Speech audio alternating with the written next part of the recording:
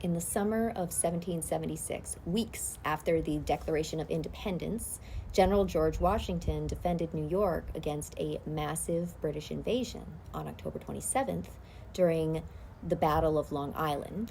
British General William Howe outflanked the Continental Army through Jamaica Pass, routing thousands and trapping much of Washington's force against Brooklyn Heights, with the East River behind them and no escape. Now, the army faced total destruction or capture, likely ending the revolution then and there. British troops, including over 2,000 under Cornwallis, pressed forward, seizing key positions like the Old Stone House. Washington needed time to organize a desperate nighttime evacuation across the river, using every available boat under cover in the fog and darkness. General Lord Sterling, commanding a brigade, including the disciplined 1st Maryland Regiment, recognized the crisis, and he ordered about 400 Marylanders, led by Major Mordecai Gist, to launch repeated bayonet attacks against the overwhelming British force at the Old Stone House. Suicide was necessary because the mission was a deliberate, forlorn hope.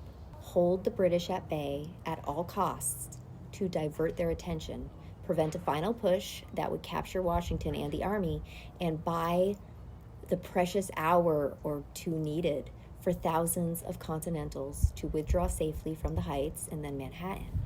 The men knew survival was unlikely, and they were vastly outnumbered, facing veteran troops with cannon and strong cover, but their sacrifice was the only way to preserve the army and the cause for independence. The Marylanders charged 5 or 6 times into blistering musket fire. Their ferocious stand pinned the British for nearly an hour, halting the advance and allowing the evacuation to succeed. From a nearby vantage point, Washington watched the slaughter and reportedly cried out, "Good God, what brave fellows I must this day lose." The cost was devastating. Roughly 256 were killed, over 100 were captured, many later died in prison ships, and only a handful escaped. That night, Washington successfully ferried most of his army to safety, keeping the revolution alive.